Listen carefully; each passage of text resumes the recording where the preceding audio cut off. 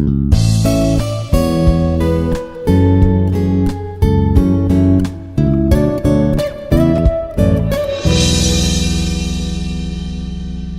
everyone, this is Prashanth.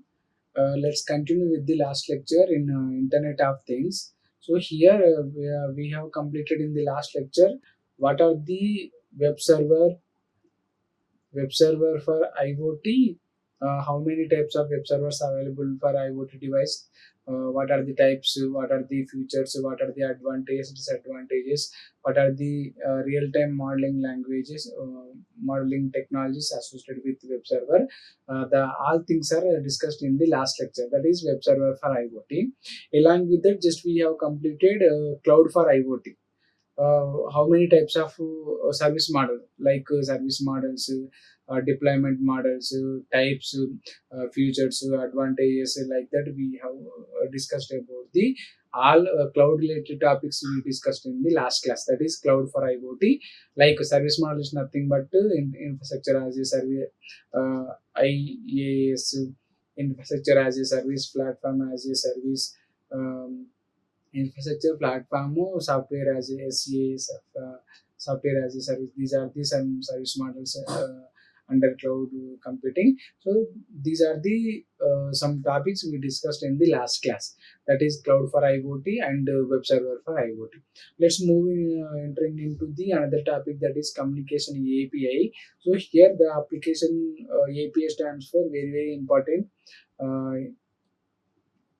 API, application programming interface. So application programming interface is nothing but one code or one database that can be code that can be interfaced with any other. For example, if you want to use some company profile is as a part of in your business, if you want to use any some part of the another company, so that you can, for that you can get the API code from the resource company that can interface with the our API code. Then only the possible transactions or the possible things can made easily for us. So that is the main thing of API code, the API. So communication API is nothing but in order to develop the communication among the associated either devices or either applications or either any other industry developments that can be interface. Interface is the very common term in between the two companies. So that is, let's start with one example here. So here you are searching for one course, for example, Internet of Things. So Internet of IoT. If you want to search for the this course, so here just you can type www dot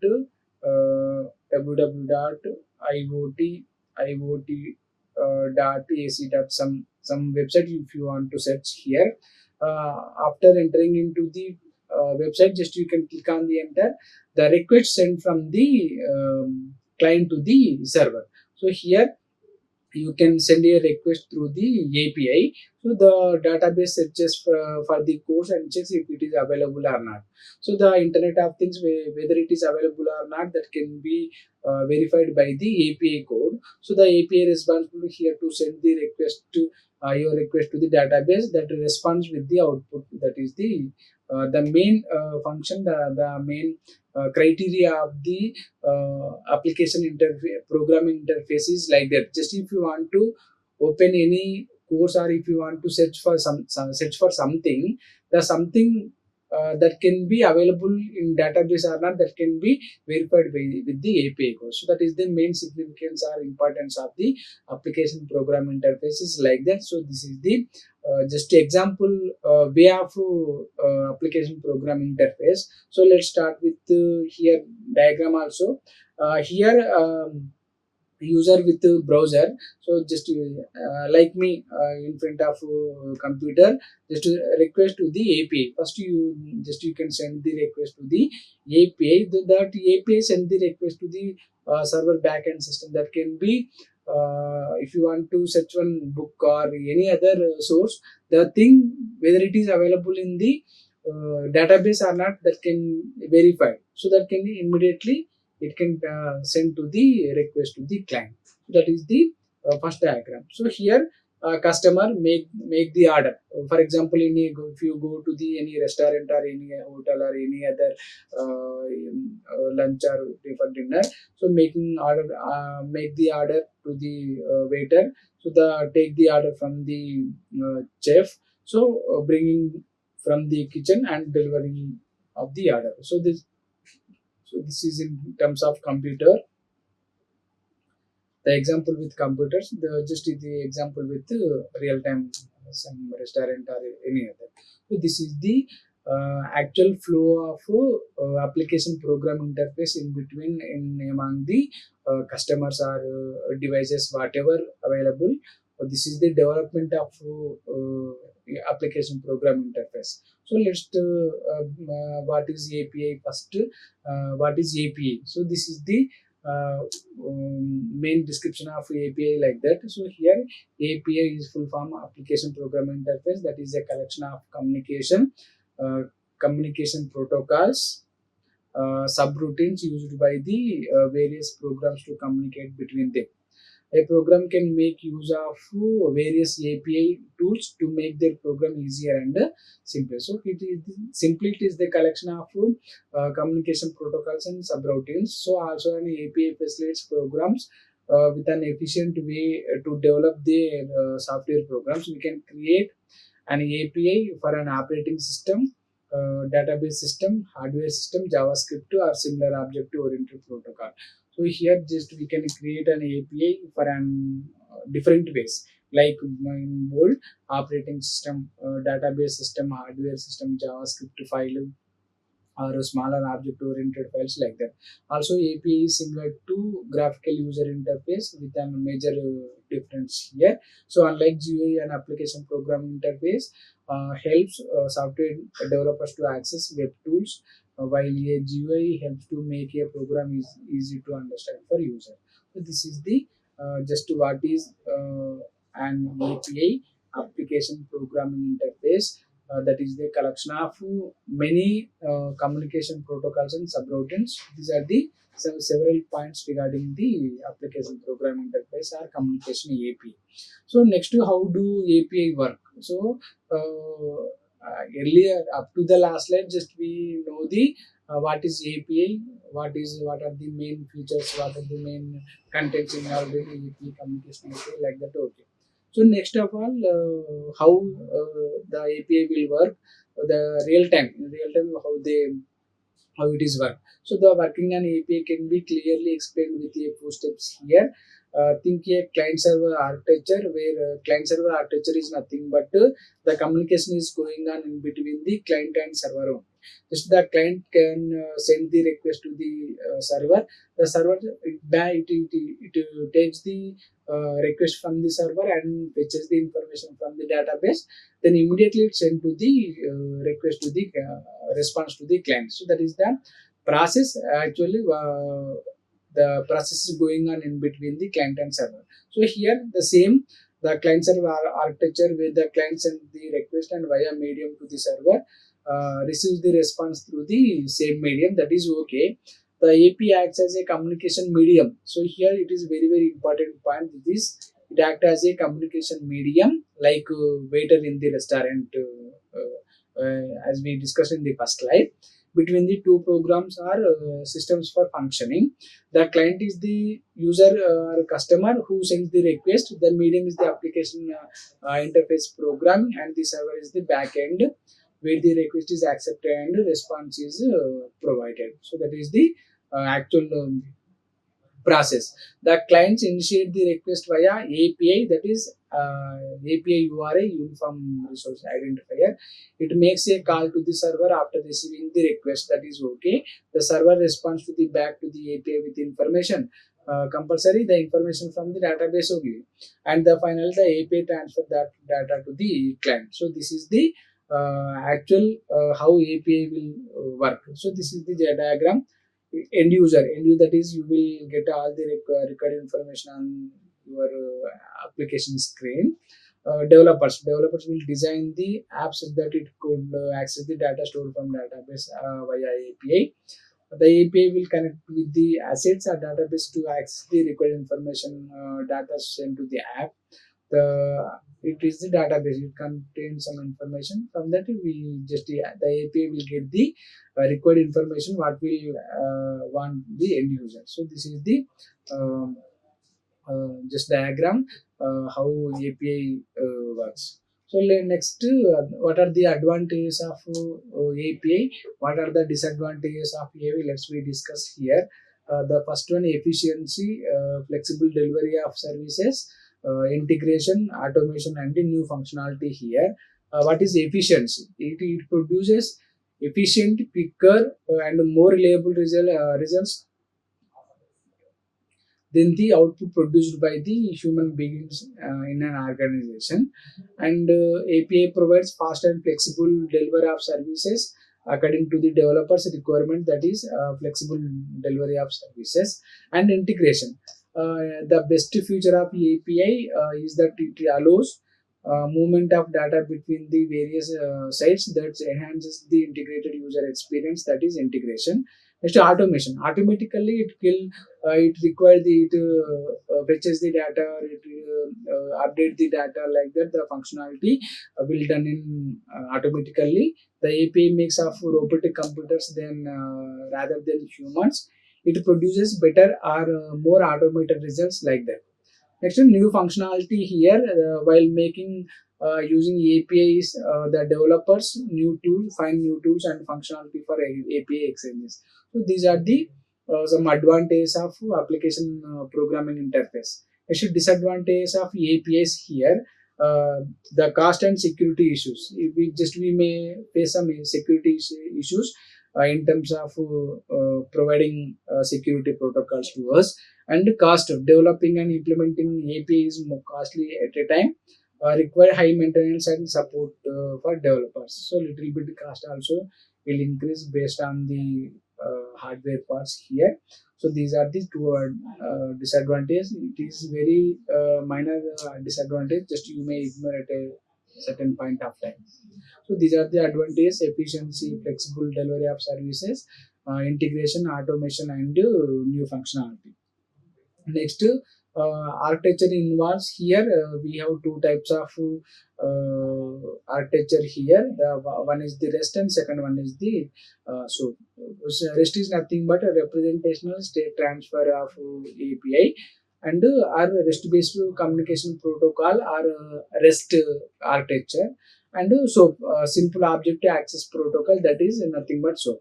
So here let's start with what are the REST APIs here.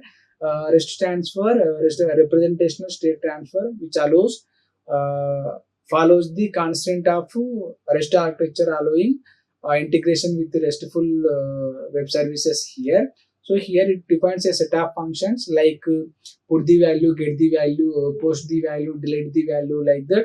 Some functionalities based on this, some functionality it can work. So what are the get, put, post, and delete? Get is nothing but retrieve, record, put, update the data. Already we have some information. Just you can update that information. Just you can use put command. And post, in order to create, just we use post option. And delete, in order to delete, just you can option use option delete. So these are the some in some constraints of REST API. Next, Web API, REST API and Web API. So here the Web API is simply an API for the web.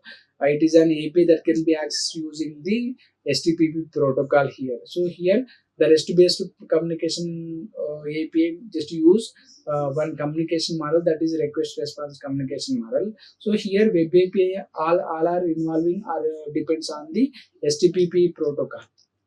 HTTP protocol. It can build via Java, .NET, etc. It is implemented extend to the functionality of the browser or simply complex functions, and provide easy syntax to the complex mode. So that is the use of web application programming interface. So here we have four types of web APIs are open, partner, internal, and composite APIs. So here we have four types of web API like open, partner, internal, and composite.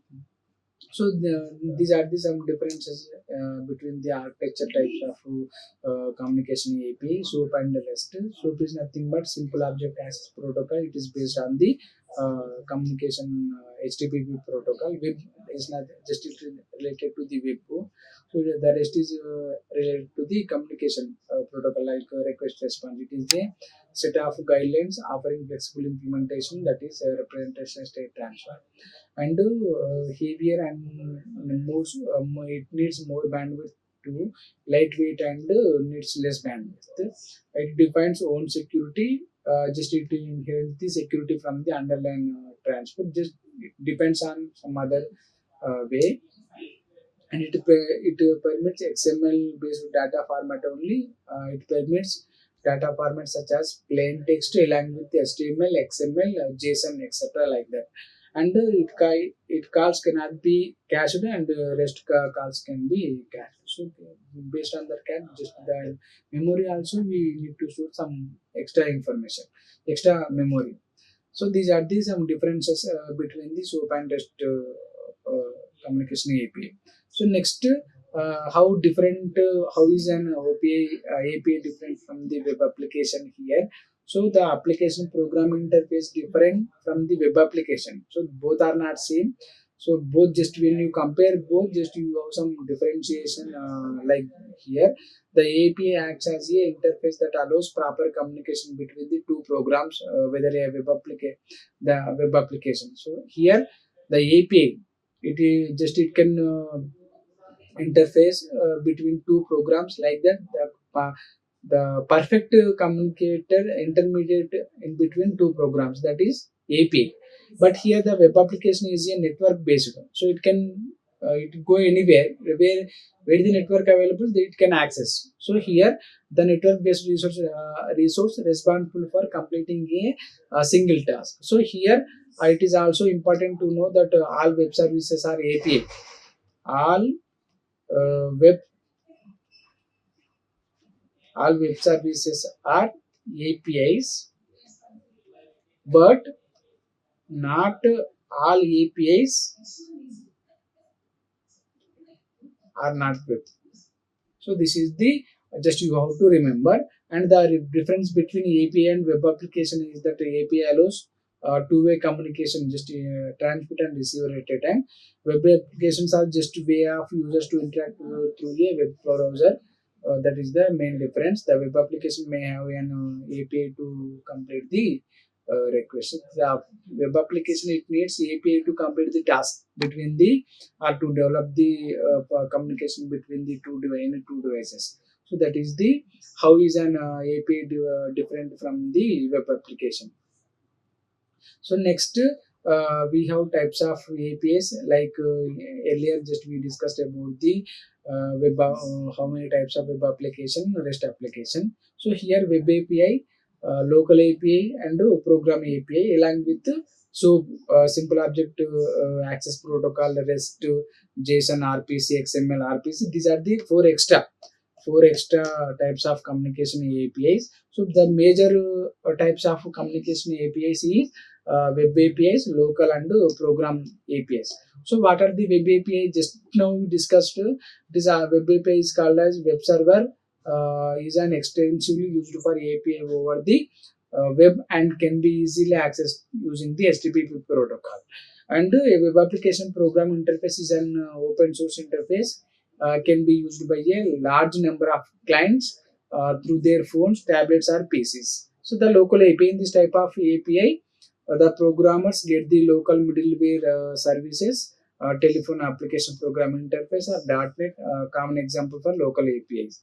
And the programming API, it makes a remote program to appear to be local by making use of RPC's remote procedure calls. SOAP is well known for this type of API. So these are the three main types of API: web API, local API, and program API. Web API is nothing but the application on the HTTP protocols. Local, it is the interfacing based on the some Java, .NET some based on that some. Next to program, it makes the use of RPC, remote procedure calls, like that. Just we have three types. Next to SOAP, REST, JSON, RPC, XML, RPC. These are the some extra kinds of communication API. Next to just elaboration of REST, representational state transfer protocol here. So this is the block diagram of REST, representational communication API. So here just you have to remember one thing here. REST based communication API will follow the principle of one communication model. So that is the request response communication model. As we discussed in the last class, communication models are just four types: request to response communication model, push pull communication model, uh, request response push pull communication, exclusive pair communication model. Like that we have 3 to 4 communication model. So among that, just we need request response or client server communication model in order to develop the representation state transfer. So it is a set of architecture principle by which you can design web services and web APIs that focus on your systems resources and how resources states are addressed and transferred. So it follows APS follows request response communication model. So it is constraints applied to the components, connections, and elements with a distributed hypermedia system. So here this is the client. Just here only two component. The communication is going on only two component, that is client and server, or request and response communication model. The request sent from the client. The after receiving the request from the client, the server, it can fetch the data from the database and immediately send to the response sent to the client. So that is the process. Client HTTP packet here by using get, put, to post, some commands here we discussed in the last slide only. From the HTTP server, it can authorize with the help of RESTful base web server communication. These are the some resources for the database. So this is the black diagram of REST based communication, REST representation transformer state transfer. Next, so these are the some constraints: client server, stateless, cacheable, layered system, uniform interface, code on demand. So these are the some API constraints of REST communication protocol. Client and server, request to response. Finally we get the just ideal view of constraints of REST are constraints. So in between client server, stateless, cacheable, code on demand, and uniform interface. So here, what are the just elaboration of client server? The principle behind the client server constraint is the separation of concern. Separation allows client server to be independently developed and updated. So that is the client server. Next one, stateless. Each request from the client server, it must contain all the information necessary to understand the request and cannot take advantage of any stored context on the server. So that is the stateless of the second point constraints. And cacheable. Cache constants required on the that the data within a response to the request be implicitly or explicitly labeled cacheable or non. It is cacheable or non-cacheable, whether it is verified by the cacheable point. And if a response is cache, then the client cache is given to the right reuse the response data for later equivalent to the request. So this is the first 3 points: client server, stateless, and cacheable. Remaining layered system, that is it constant behavior of the components. Just it depends on the behavior of the components such that each component cannot be see beyond the intermediate layer which they are interacting. Next is uniform interface, that can be it constant requires that the method of communication between the client and server must be uniform. Resources are identified in the request or themselves in separate from the representation of the resources data returned to the client. The last one, code on demand. It serves, the servers can provide executable code or scripts for the client to execute in their context. These constraints is the only one that is optional. So that is the remaining three layered system, uniform interface and code on demand. So these are the REST constraints involved. Next, request response communication used by REST. So we already know request response communication model used by the request REST representative transformer API. So model is communication model is different. Communication model is different. Communication models are four types, like request response communication model, exclusive pair communication model, push pull communication model, publisher subscribe communication model. That are the four. So communication API are different. So the communication APIs will follow the features of communication model. So that's why the rest represent state transformer will follow the request to response communication model features. That is the difference. So if you want to learn about the communication APIs, before that first you have to know about the communication models available in the IoT. That is the main thing you have to remember. So here, RESTful web service is a collection of resources which are represented by URI. RESTful web API has a base URI, that is the example.com. So here the client and request these URIs using the methods defined by the HTTP protocol, like get to, put to, post to, or delete, like that. This web service can support various Internet of Media types like client and server using get, put, update, delete command, response from the JSON or XML format. So here again request for the data, again response for, in terms of JSON or XML format. Just this is the way of request response model used by the REST communication API. Next, WebSocket communication API main diagram of WebSocket communication. So here up to now, REST based it is okay. Next, web based communication API. So here it allows bidirectional and full duplex communication between the client and server.